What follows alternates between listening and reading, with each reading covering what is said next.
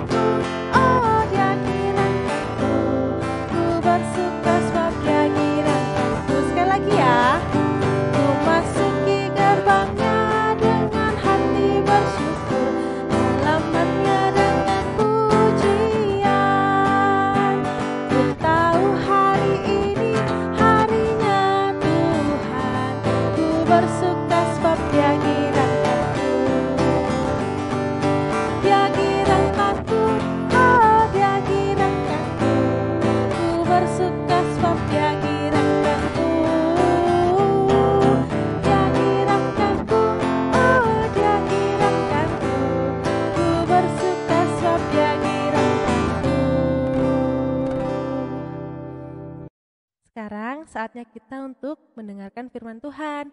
Ayo kita siapkan Alkitab kita, siapkan hati kita dan pikiran kita. Kita fokus mau dengarkan firman Tuhan. Mari kita pujikan, dengar Dia panggil nama saya.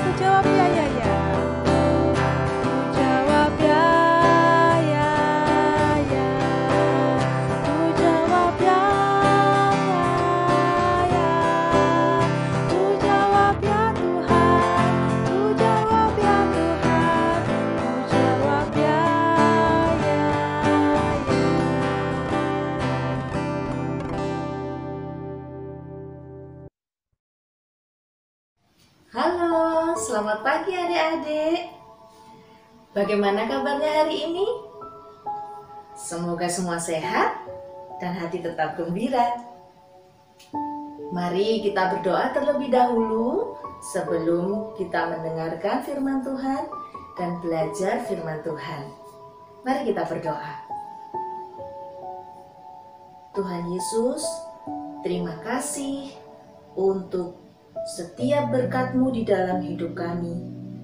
Terima kasih untuk penyertaan Tuhan di dalam hidup kami. Tuhan Yesus, kami mau mendengarkan firman-Mu saat ini. Ajar kami untuk mengerti yang Tuhan kehendaki, agar kami lakukan dalam kehidupan kami sehari-hari. Berkati penyampaian firman pagi hari ini. Di dalam nama Tuhan Yesus, amin. Nah adik-adik, mari kita siapkan Alkitab kita. Kita akan membacanya dari kitab Hagai 1 ayat 1 sampai 14. Hagai 1 ayat 1 sampai 14. Hagai 1 ayat 1 sampai 14.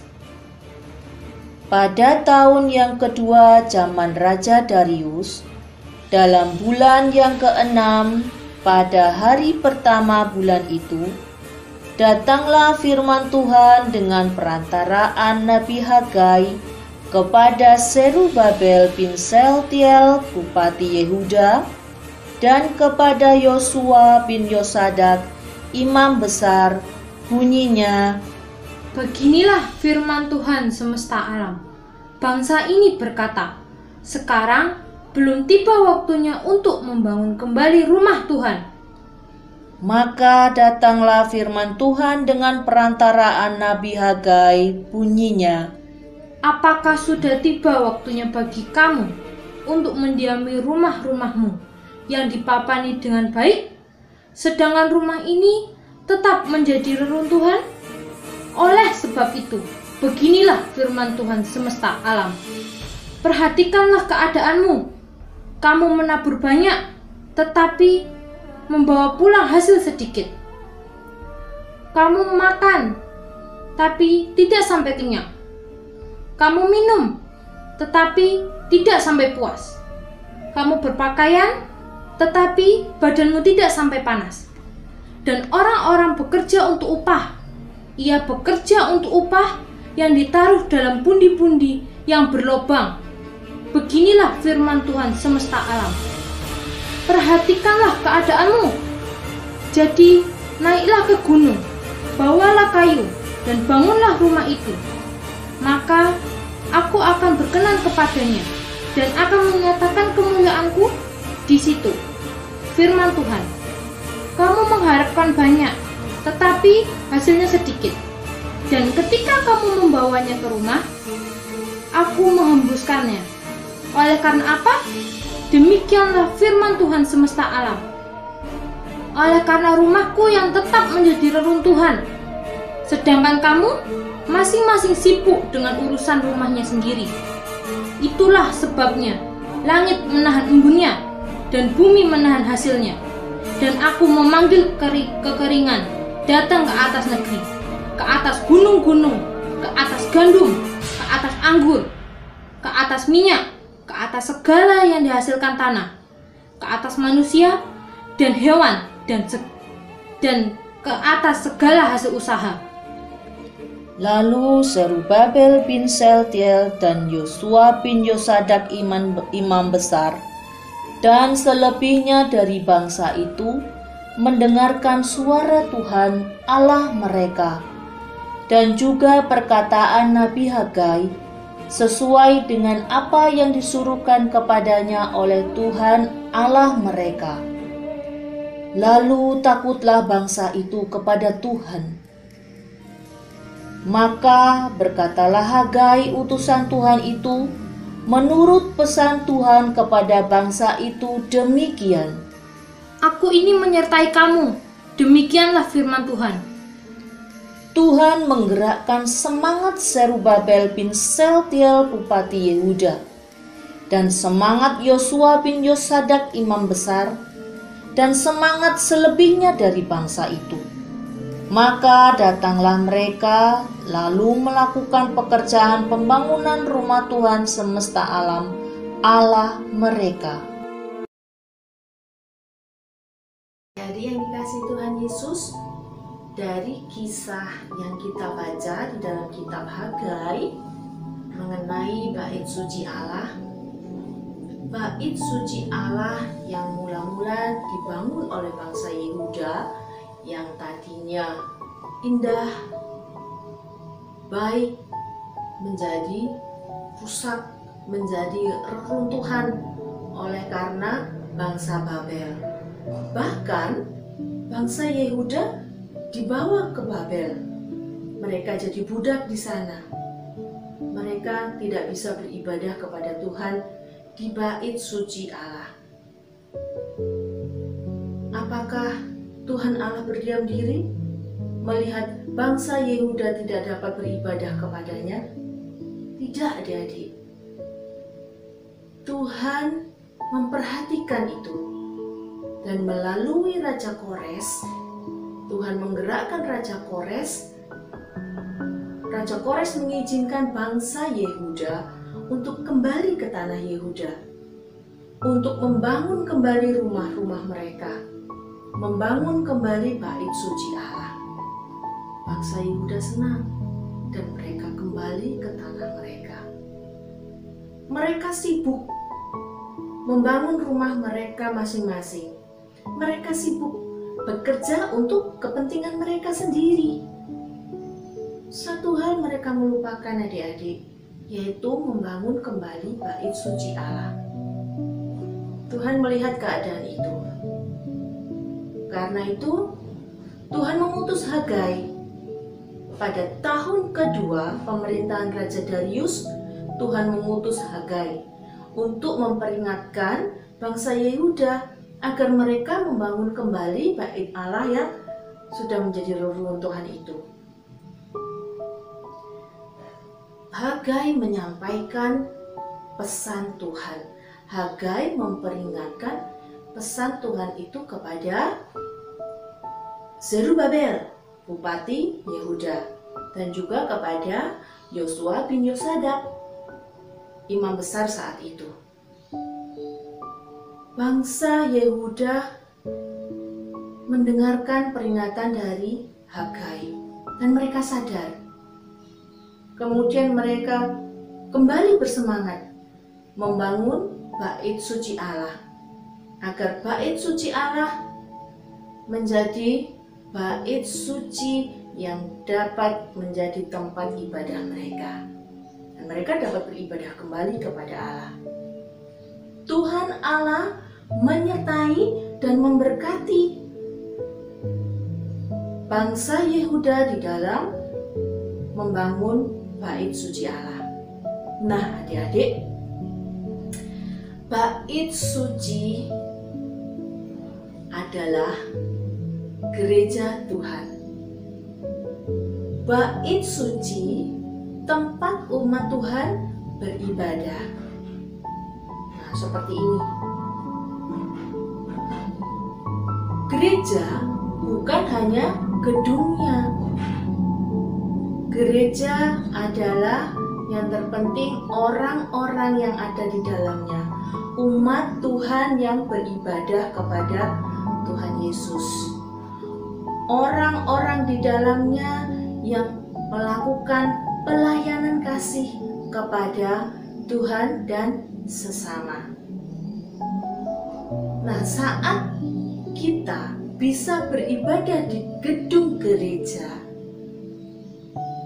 adik-adik beribadah di kelas pertama, ibadah minggu. Adik-adik bisa mengambil bagian di dalam pelayanan. Apa yang sudah adik-adik lakukan? Memimpin pujian, betul. Ada lagi?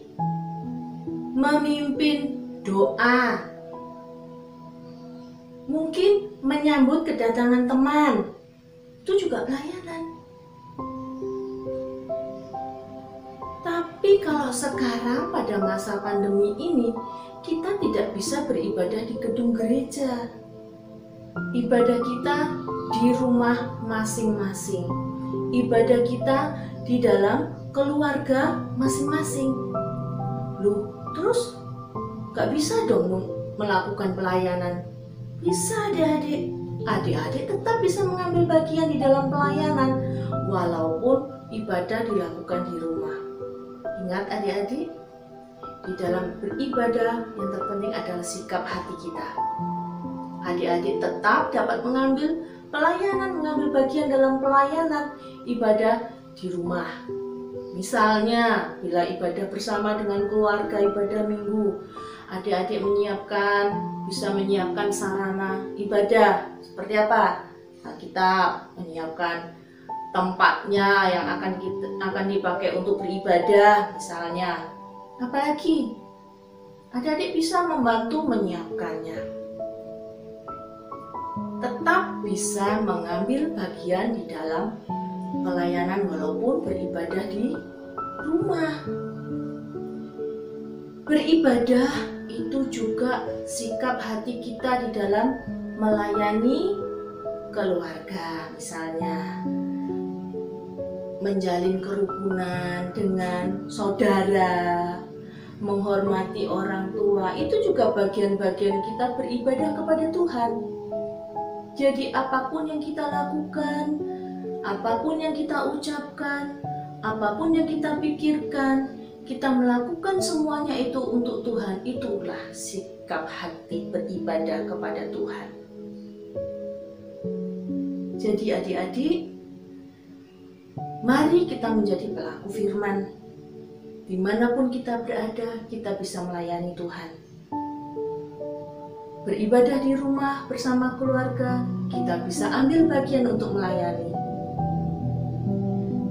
Semisal, kalau ada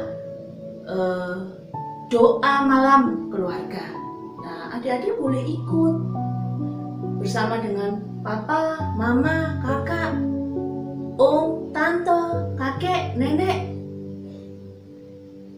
Ambil bagian dalam doa syafaat. Misalnya adik-adik ambil bagian mendoakan teman-teman yang sakit misalnya. Bisa. Atau adik-adik ambil bagian untuk membaca Alkitab. Bisa.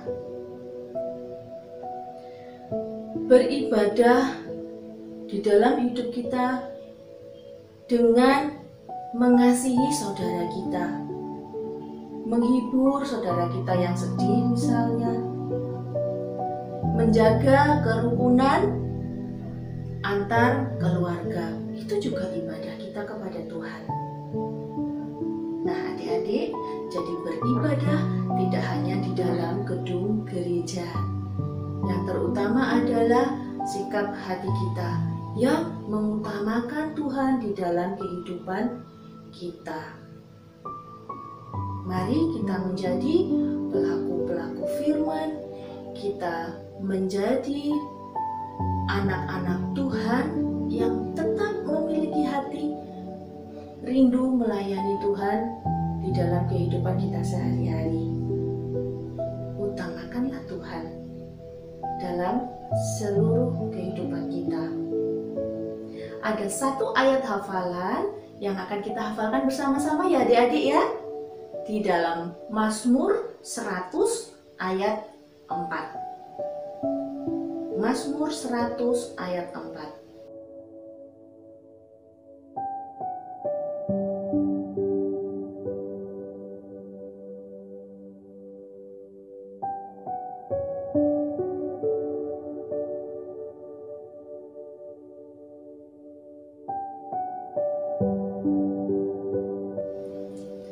Mari adik-adik kita berdoa, minta kekuatan Tuhan Yesus agar kita menjadi pelaku-pelaku firman.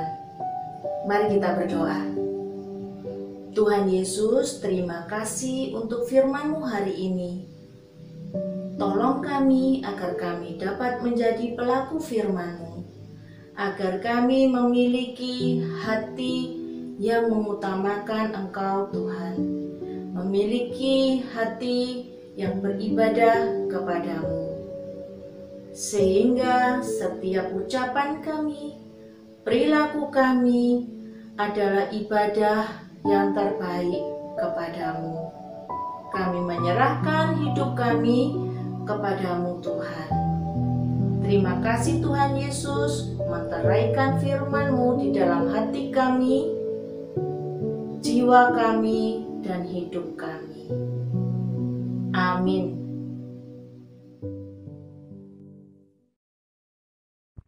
Nah, tadi kita sudah dengarkan firman Tuhan kan? Sekarang saatnya kita bersyukur. Mari kita kumpulkan persembahan kita dengan memuji.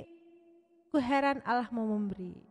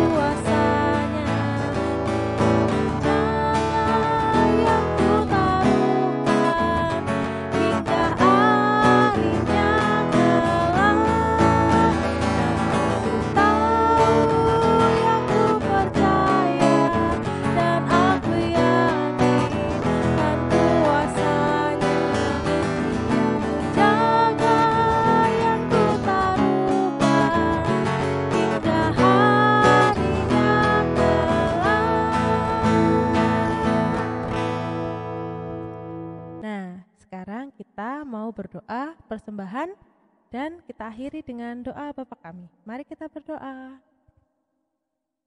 Terima kasih Tuhan, kami sudah mengumpulkan persembahan kami. Biarlah persembahan ini menjadi sarana untuk melebarkan kerajaan-Mu. Berkati juga tangan-tangan yang mengelolanya Tuhan, biarlah Engkau berikan takut akan Engkau. Kami juga berdoa untuk proses belajar kami Tuhan. Walaupun kami belajar di rumah, kiranya Engkau memberkati kami agar kami tetap bertanggung jawab atas kewajiban kami. Terima kasih Tuhan Yesus, terima kasih.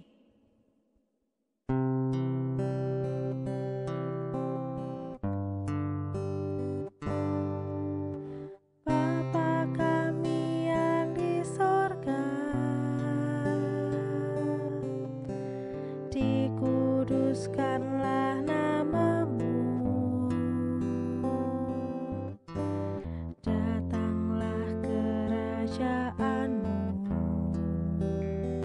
Jadilah kehendak-Mu di bumi seperti yang di sorga. Berikan kami hari ini makanan yang secukupnya. Ampuni kesalahan kami, seperti kami ampuni orang yang bersalah pada kami. Jangan bawa kami ke dalam pencobaan, tapi lepaskan kami dari yang jahat, karena Engkau punya kerajaan dan kuasa, kemuliaan selamanya. Amin, amin, amin.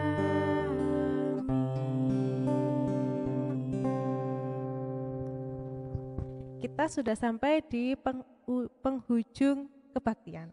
Mari kita nyanyikan Aku Gereja, Kapun Gereja dengan bangkit berdiri. Semangat!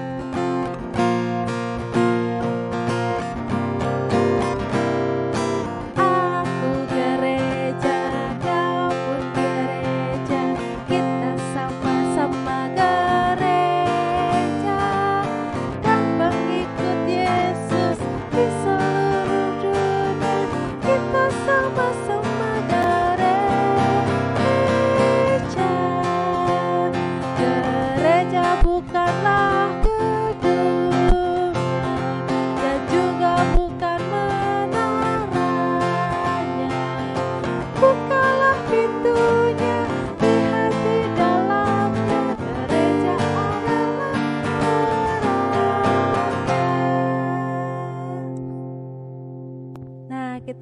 sudah ada di penghujung ibadah teman-teman.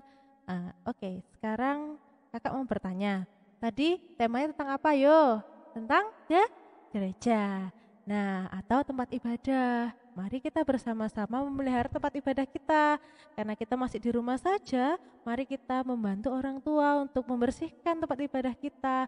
Misal kamar atau ruang tamu seperti itu. Nanti kalau kita sudah kembali ke gedung gereja GKJ Wirungkut, kita bersama-sama kakak-kakak pamong membersihkan juga ruangan gereja, ruangan ibadah pratama atau madya, kita menghiasnya dengan bagus. Setuju? Mari. Selamat hari Minggu, Tuhan Yesus memberkati. Dadah.